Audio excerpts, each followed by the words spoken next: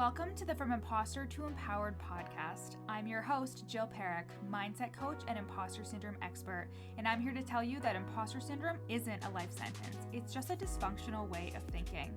If you feel like your ideas are unoriginal, that your message isn't necessary or important, or like you're a complete and total fraud, then you've come to the right place.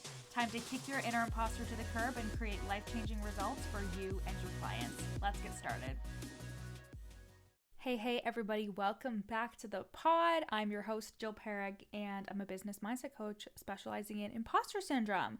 And if you are new here, you're probably here because of the 3-part series, Overcoming Imposter Syndrome. And this is part 2 of the series when you are an online coach who is currently selling, but you still don't have clients yet. So we're going to go through all of the things that you may not have thought of, or the things that you need to kind of work on in order to eventually get those clients and overcome the imposter syndrome that comes with the fact that you're selling and you actually haven't seen any clients yet. Firstly, I just want to say that we are getting so close to the doors reopening for the Worthy Woman Method. This is my signature group coaching program. It is a lifetime access container, which means you get lifetime access to group coaching calls, a Slack community, and the client portal, which has so many resources in there for building your coaching business and selling confidently, overcoming imposter syndrome and the limiting beliefs that are holding you back, and really scaling your business in a way that feels good to you and is actually in alignment with your goals. This is something that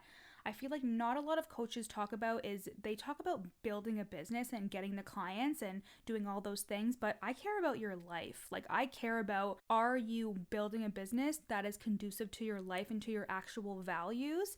And are you working towards a life that you want, not just a business that you want? That is so important to me. The holistic overview of your business and your life is so important to me. And if you ask any of my clients, they'll tell you how much I love them and how much I support them, not only in their business, but also in their personal life. And I am somebody who made over $200,000 while working a full-time job. And now I am doing this full-time as of May, and things are just getting better and better. I'm so excited for the doors to reopen. We already have an amazing group of ladies inside. And like I said, it's lifetime access, which is literally amazing. Lifetime access to a coach. So good. So you can go to the link in my show notes and sign up for the waitlist. And there you will save $222 if you decide to enroll when we reopen those doors in August. So let's get to it. Overcoming imposter syndrome when you're selling. So you're showing up, you're doing the content, you're selling on your social media, but you have no clients.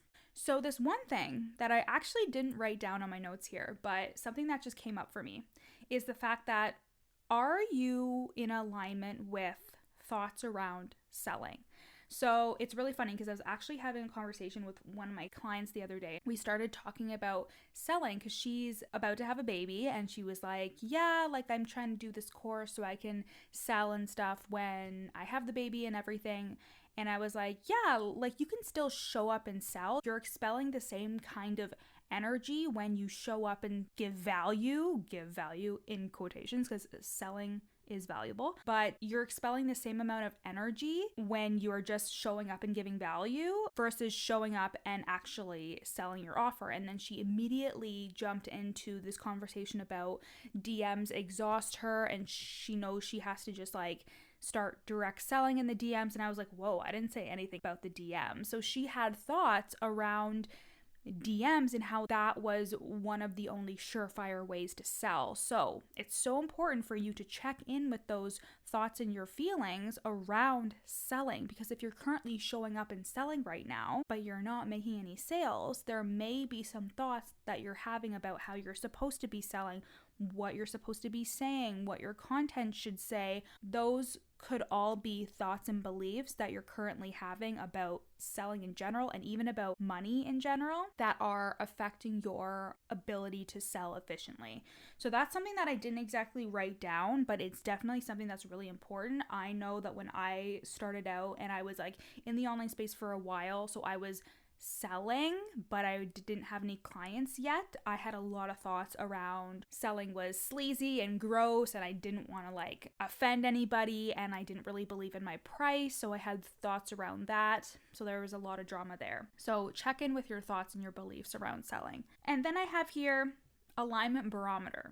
So kind of similar, but are you in alignment with how much time you have and how much mental energy you have to give to these new clients? So what happens is sometimes we have this subconscious block where so for those of you who don't know, I am certified in neurolinguistic programming. I am a master practitioner, and that is delving with the subconscious mind. The subconscious is the biggest part of your brain. It is responsible for all your experiences and thoughts and the way you act and the way that you are, where your conscious brain, so what you consciously think, is only like 1%, but your subconscious mind really runs the show. So you could have a subconscious block where you're telling yourself, well, I work full time and I already don't have enough time to do my content for Instagram. How am I going to make time for a client?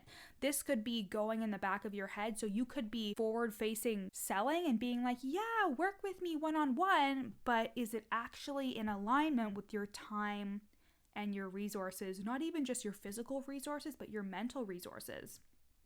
I know that for me, before the pandemic, I worked in an office for my full-time job, and then we went to work from home, and I did that for a year before I ended up actually leaving this past May. But before, when I was in the office and doing my business, I would be forward-facing selling in terms of being like, yeah, I can handle this many clients and I want this many clients, but I had a block because I actually didn't have the time to take on as many clients as I was telling myself I wanted. I also had a client who she said, I want 10 one-to-one clients. Or no, I think she said she wanted 15. And as soon as she said that, I was like, you don't want 15 one-to-one clients. Like, that's 15 hours of your week and you work full-time and a part-time job. That's impossible, you know? And that's not to say that anything is possible, because it is, but we also have to look at, where are you subconsciously blocking yourself with regards to you're saying consciously, yes, I want all these clients, but are you actually making mental and physical and emotional room for these new things that you are bringing into your orbit? Especially because your life will look differently when you begin working with clients. And of course, in part 3, we talk about all the imposter syndrome and stuff that comes up for you when you are actually working with clients. But are you in alignment with the time and the mental energy and the physical energy that you will have to expel when you actually do sign a client? Another thing too is, are you ready to take on a client? I've had clients who say like, yep, I'm ready to go, but they have so much resistance. They don't have a link in their bio. They don't have something where they're going to onboard their client. There's not enough things in place where, like, if somebody were to drop in and say, hey, I want to work with you right now, would you be able to smoothly take them on? Or would you have resistance to that? And again, we go full into this within the Worthy Woman Method in my signature group coaching program that is lifetime access. But it's really important to pay attention to, is it easy right now for someone to drop in and work with you? Are you making it easy? You could be showing up and saying, okay, I have a spot open for one-to-one coaching, but are you making it easy for them to actually drop in, and not only physically making it easy, but also mentally for yourself making it easy? Or is there something there that's stopping you because of fear? So are you saying, I'm ready for a client, but then you're thinking to yourself, oh, but I don't know what I do when I actually would get a client, and therefore you're creating these blocks or this resistance to actually getting the client. It's a little bit confusing when I say it like that, but I promise you it is more rampant than you think when it comes to when you're selling but don't have any clients yet. Now, what's behind your why to sign clients? I think that when I say that, I am so aware that we could have shame around getting clients. So when I first started, I would tell myself that, oh, I'm here to change the world. But actually, a girl just wanted to make some money to pay off her debt, you know? And for so long, I felt so shameful about it. But I just want you to know that that is a piece of you that feels unsafe. So there's a piece of you that feels unsafe with money. And if your reasoning for doing this online coaching business is to help you make more money so you can support your family or even just support yourself and do the things you want to do, that is a way for you to cultivate safety for yourself. You're trying to make sure that your needs are met first, and your needs need to be met first before you can think about the rest of the world. I used to tell myself that I was such a bad person for this, but really I had to get rid of that shame, because as soon as I started to feel like comfortable with my money, and I did a lot of work on my mindset around managing my money, and once I really started to see the results in my business, I realized, oh, I do have a bigger purpose for the world. I actually do really want to help the world. I just needed to take care of me first. So I want you to know that there is no room in this place for shame or guilt about you wanting to make money. That is okay. That is good. You need to take care of yourself first. So if your why behind signing clients is to make money, what's the money for? Like, how are you going to use the money? Where are you going to put the money? How are you going to manage it, instead of just shaming yourself for thinking, I want to make money, and making yourself feel like a fraud because of that. So I know that this is something that not everybody will be able to relate to, but I know that there's at least somebody out there. But I know that a piece of my own imposter syndrome was the fact that I really felt like I just wanted to make money, and that really blocked my ability to feel good about myself and really put a lot of guilt and shame on myself. So when I was selling, I was aware that I had thoughts around who I was and that I was a mean or bad person, and that really affected my selling, because I was like, oh, well, I just want to sign this client so I can get their money. But it wasn't about getting their money. Like, when it actually happened, I was like, oh, like, I really do want to help this person. I just needed to feel good and safe and comfortable and know that I can do this. So if you're feeling like, oh shit, like Jill kind of just outed me with regards to coming into the online space and having a side business to make money, first of all, let's look at your thoughts and beliefs around making money. Patriarchal society tells us that we shouldn't care about money, and that we shouldn't talk about it, we shouldn't boast about it, and that is primarily the reason that a lot of us come into the space, is to make money so we can support ourselves and live the lives that we want. And remember that money is what makes the world go round. It's how we get our resources. It's how we travel. It's how we do so many things that we need to do and things that we want to do, and there's nothing wrong with it. So there's nothing wrong with the fact that you want to make money. So take that shame off the table and know that you are a good person, and that you really just desire to feel safe, and maybe shift that a little bit when thinking about getting clients, is that like you are going to be able to feel safe and do the things that you want to do when you work with these people, and also know that working with clients is going to help you discover that purpose that you really have for yourself and for the world, that purpose that you have for changing the world. Even if it's not here right this second, I swear there's something inside of you, especially being in a helping profession such as coaching, that you have a desire to change the world in some way. So it's there, just right now you're desiring to feel safe, and your needs are superseding the needs of the rest of the world. Like I said before, you need to clean up what you think about what happens when you're going to start with a client. So we kind of talked about this in the beginning, but you need to like clean up your thoughts around, okay, I'm going to start working with this client, and then what?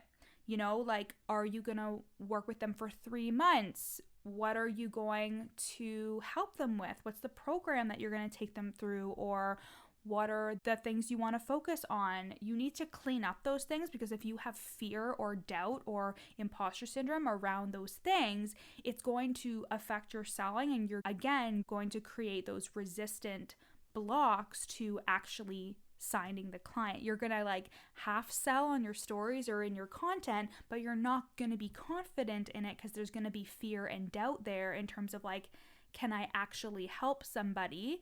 Or is it actually conducive for my lifestyle? Is it actually conducive to the results that I want to get for somebody? Really clean up those thoughts. Something that will really help you here too is, can you sell yourself on one result that you can get for them? So this is really similar to the first part of the series from last week, where we talked about how you should sell yourself on the current skills and experience and education that you already have. So for this week, can you sell yourself on one result that you can get your ideal client? Can you sell yourself on one thing that you can help them get? And don't worry, it doesn't need to be this life-changing, life-altering, life-shifting thing. Can you sell yourself on the result of help them lose 10 pounds? Can you sell yourself on the result of helping them improve their relationship to themselves or their relationship to sexuality? Can you sell yourself on at least one result and then dig into what that result is going to look like? What do you think is going to change in their life or change in their business or change in their health and fitness, whatever niche you're in? Can you sell yourself on, first of all, what result you desire to get for them and what that result will look like? And that will really help you think like, oh God, if I can do this, everything else is just a bonus. If I can sell to them the fact that they're going to get this result, any other part of their life or personal relationship to themselves that's positively impacted is just going to be a bonus. Sometimes we think we need to promise the sun, the moon, and the stars to people because a lot of people who are in the game for a long time, like me, we are selling a lifestyle. We are selling like a way of being that is very life altering. And I'm really confident in the fact that I can change somebody's life, no problem. But in the beginning, if I would have started with that in terms of being like, I can change someone's life, that would have been way too scary to even think about. And I wasn't ready for that. I knew deep down that I was capable of it, but I needed to work on my skills and work on my coaching and work on my way to that. So I just started with, I can help you with your imposter syndrome. I can help you with those thoughts of, I'm not good enough. I could devise a plan or work on some things so they could at least see themselves in a different light than what they were currently looking at. And now I have transitioned into being able to help people with all types of limitations and stories and things that tell them that like they're not good enough and that they can't do this business. But I transitioned into that, right? Like I worked towards that. So start with one result that you can help somebody with and really sell yourself on that result and what the things in their life will look like when they've actually achieved that one result, and then just see everything else as a fucking bonus. All the other things that could potentially happen for them that you probably never could even imagine. Think about that when it comes to creating results for somebody. Focus on the fact that you only need to sell yourself on one result. And another thing that I really want to touch on quickly is content. So there's a lot of different thoughts around content and creating it, and what I find is that some people see it as transactional. So we talk about this a lot within the Worthy Woman method. We talk about how a lot of online entrepreneurs and online coaches see content as transactional. So they put out their content and they expect a return. They put out their content and they expect it to convert, especially because there are people in the industry who say, oh, purchase this course for content that converts. And realistically, your content is an ever-building library. It is something that is constantly growing and is working towards the greater good for you, is working towards your greater result. So if we look at 9 to 5 and your employee brain clocks in and clocks out, and you get paid for those hours. You are exchanging your time for money, and it's hour by hour, minute by minute. But when it comes to your online business, you are putting in the work that may not be transactional at this time, but you are getting the reward in bigger, better ways, but you're not doing the exchange for time and money. So you have to put some of the work in first before you actually see the result from it. And that is what content does for you. But here's the amazing thing. You could do a post from like 6 months ago, and now somebody could drop in and see that post and be like, oh shit, I need to work with her, and sign up to work with you. When you put that out 6 months ago and you were sitting there waiting for a response that didn't come, you could let yourself be disappointed about that and then stop doing content or think that it's not working. But then if you don't continue to build upon that, then that person wouldn't have been able to find you. You know what I'm saying? When we think about content, we have to think about compound interest. So everything that you're doing is building upon each other for the greater good for the greater result. Again, it's not going to be transactional when you're doing content, and that's why you can't focus on the vanity metrics. People can like your post and comment on your post, but that doesn't mean they're going to pay you. And somebody could be watching all of your stories, but that doesn't mean that they're going to pay you. On the flip side, somebody could watch one of your stories and decide to work with you. Somebody could drop in and see your post and not even interact with your post at all and decide to work with you. You truly don't know when it comes to social media. And I think I was saying this on Instagram stories last week, but we need to treat ourselves, that part of us that gets like arrogant and assumptive when it comes to our social media. We tell ourselves it's not working, but you need to treat that part of you as your inner teenager. Teenagers think that they know everything. Teenagers think like nobody wants to hear what I have to say and I'm not good enough and this content isn't good enough, whatever. And you need to be the adult in this relationship and say, listen, I know you think that, but it's actually not true. That's not actually true that nobody cares what you have to say. Anything could happen. You have to reparent your inner teenager. Because, we've all been there where we were like, our parents don't understand us or the adults in our life don't get it, but they actually do get it. And they're just humans doing the damn thing too. And you're just an ignorant, arrogant teenager who thinks that they know everything.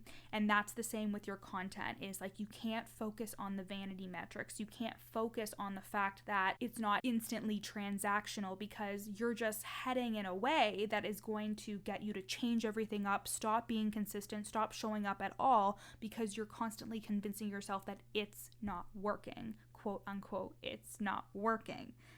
So instead, adopt the belief that it's always working. Everything is working.